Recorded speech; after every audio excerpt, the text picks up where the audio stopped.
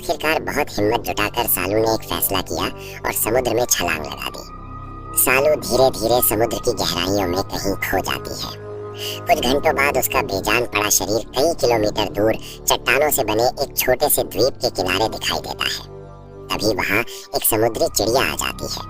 वो सालू को मरा हुआ समझकर उसे खाने के लिए उसके चेहरे पर चोंच मारने लगती है।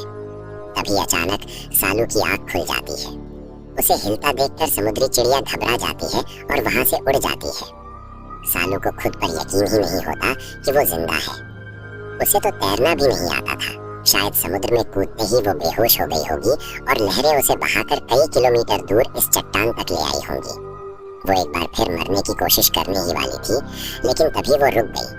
फिर उसके मन में एक बात आई, शायद भगवान भी नहीं चाहते कि वो मरे।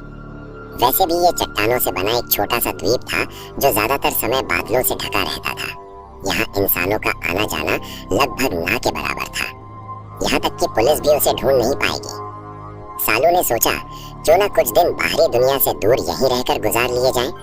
यही सोचकर उसने मरने का इरादा आखिरकार छोड़ दिया। थोड़ी देर बाद अचानक उसके पेट में तेज मरोड़ उठने लगी। दरअसल काफी देर तक समुद्र के पानी में भीगी रहने की वजह से उसका पेट खराब हो गया था। सालू धीरे धीरे द्वीप के किनारे गई और झाड़ियों के पीछे पेट खाली करने के लिए बैठ गई। जैसे ही उसका पेट साफ हुआ, उसे तेज प्यास लगने लगी। प्यास से उसका गला सूख रहा था। उसने समुद्र का पानी पीने की कोशिश की, लेकिन एक घूंट भी नहीं पी पाई। पानी बहुत ज्यादा खारा था। तभी उसकी नजर पत्थरों के बीच बने एक गड्ढे पर पड़ी जिसमें बारिश का पानी जमा था। सालू उस पानी पर टूट पड़ी।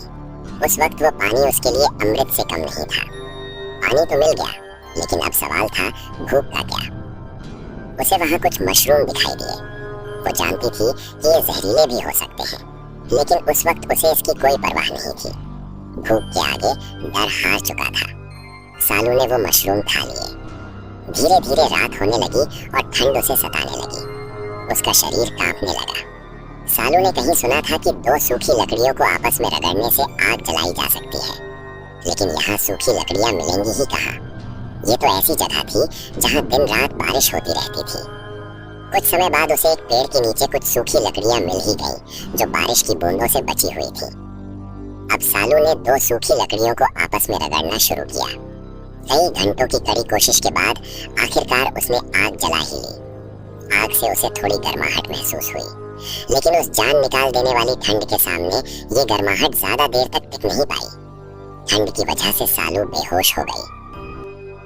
दोस्तों, आगे कहानी में क्या हुआ, ये जानने के लिए स्टोरी का पूरा वीडियो मैंने नीचे कमेंट सेक्शन में पिन कर दिया है। वहां क्लिक करके आप पूरी कहानी देख सकते हो।